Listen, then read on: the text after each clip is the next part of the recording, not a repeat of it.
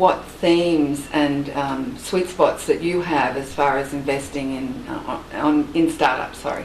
Okay, so I am a part of the energy and materials team here at CMEA. Okay. We have a life science and IT practice as well, but I focus on energy and materials. Okay. I have a broad range of investment areas.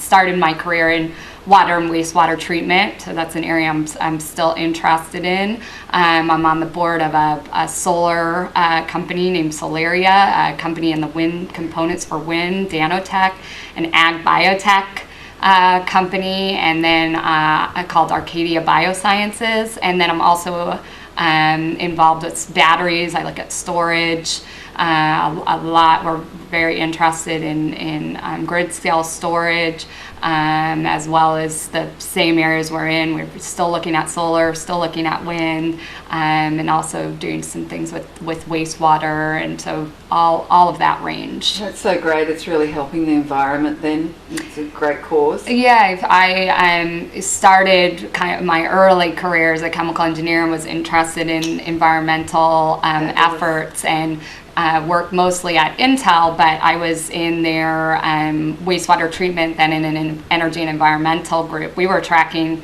global warming gases and all these types of emissions in 2000. Wow. I did not know then that we would, turn into this whole industry Yes. and build out. Yes. Obviously, at that time, we were just a cost center, Yeah. not something that people thought they were going to make money on. Yeah. But that has really been a big shift over the years, and it's great to be back again with that focus. Pioneering that stuff. That's great.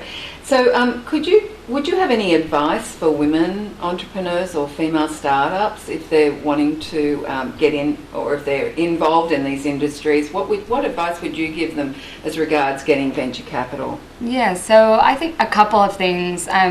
One, I would definitely take advantage of any kind of networking opportunities. A lot of this is meeting people in more informal environments and getting feedback. And I think ASTIA, I'm now, I don't know if I mentioned that I'm co-chair of the Clean Tech Committee for ASTIA, and they have a really phenomenal program. Obviously, Clean Tech Open from a business plan perspective and getting that in shape, especially if you're if this is your first time either in the industry or as an entrepreneur, and going through some of that can be really helpful. And then there's other ASTIA like programs focused on women, but many of them are more IT and tech related, where ASTIA is building the actual clean tech focus. And I also get involved, if you're in solar, there's a lot of solar networking groups, and depending where you're located, maybe some in the other sectors as well. So the networking piece is like the big piece you feel that could leverage a female entrepreneur into sourcing venture or raising venture? Yeah, obviously, there's a couple things that I think this is some parallels as venture capitalists as well as the entrepreneurs that I'm working with. So, there's some themes, and I'm actually working on a blog on this of kind of what is a leadership, what does an entrepreneur look like in the energy space, energy materials, that's maybe a little bit different than in IT. Yes. For instance, they really, in IT, we have a lot of technical leaders that continue to innovate, but in energy, what I'm seeing more of is people who have some kind of commercialization experience. So a lot of them are still technical. Yes. So that helps credibility depending what kind of business you're running. The technical piece is really useful in our industry. But then on top of it, it's how do you work with customers, and how do you have the not just integrity but credibility, because you're really dealing with an incumbent industry. And I'm writing out more of that in detail, but it's something that I'm noticing a trend among our successful companies. Right. And being a woman venture capitalist, would you have any advice about any women that are interested in becoming a venture capitalist or getting into the venture industry? Yeah, so one of the reasons I tried to think a lot about in this job, like, why is there a dearth of women? Yes.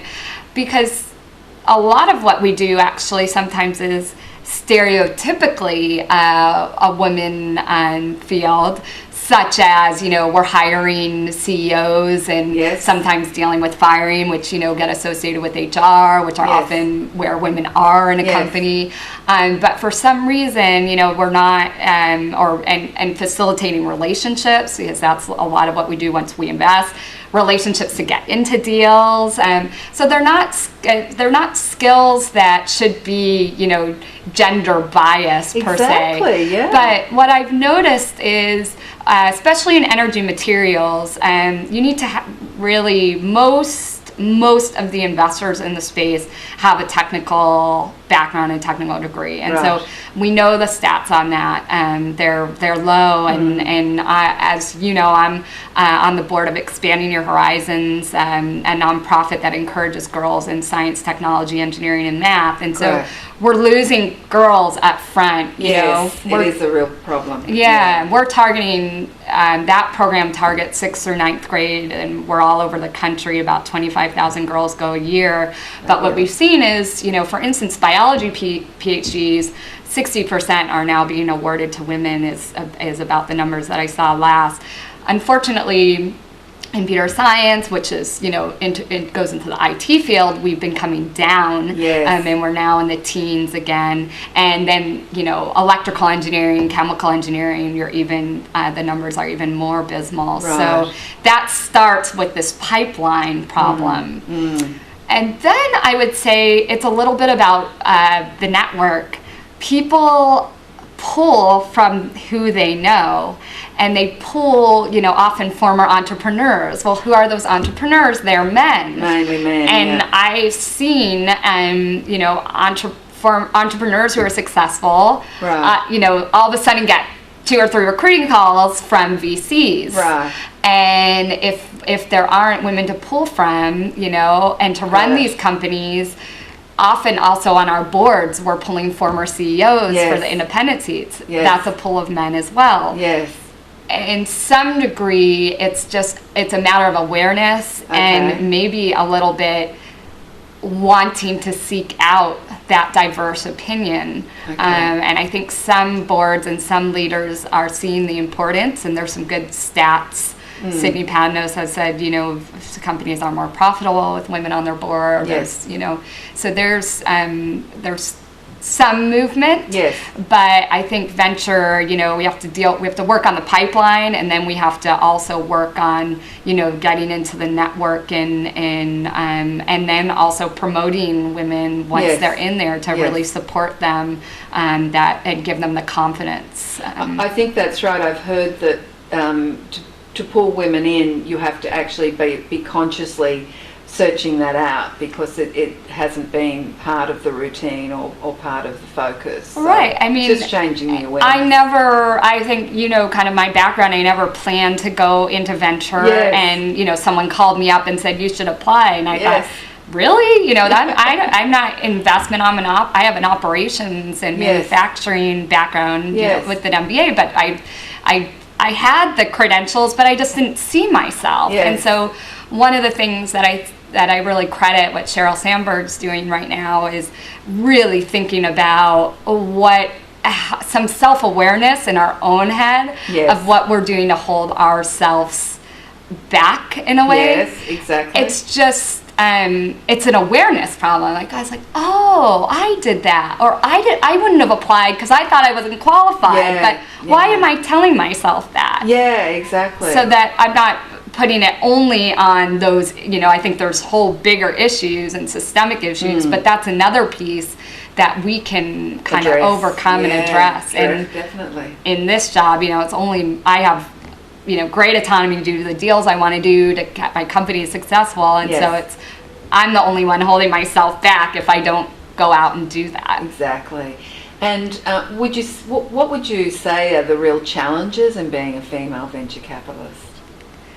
I've never been more aware of my gender in my career, and I was a chemical engineer working in the fab, actually the sub fab, under the factory at Intel with all male technicians. But for some reason, in this finance, it's related, and a bunch of really smart, ambitious people, it's become much more evident to me, a bit about my gender. Yes. One thing is just there's a bravado and kind of competition among is often getting into deals or having the connections or the relationships. I came Intel at a very intense environment, but very collaborative, and I always felt you're rewarded for win-win. Everyone can win, or maybe I naively felt that way. But here I've just noticed, there's a little bit of a lone wolf more mentality. But I have to say, yes, a little bit of celebrity, a little bit of personality branding. Yes. And I have to say that I've been rewarded for sticking to my personal style and way of doing things. So I always feel if I think someone's has great skill set in finance, why wouldn't I have them help me with the due diligence on that? Or if someone is, did IP and ran an IP related company their whole career for due diligence, why wouldn't I bring them in for that? And so my style actually can work too. Even though it might be different than what, is typical in this industry, I don't think there is one way of being successful. Great. If we knew those exact only these type of people are successful, then we would all, not be doing or follow exactly what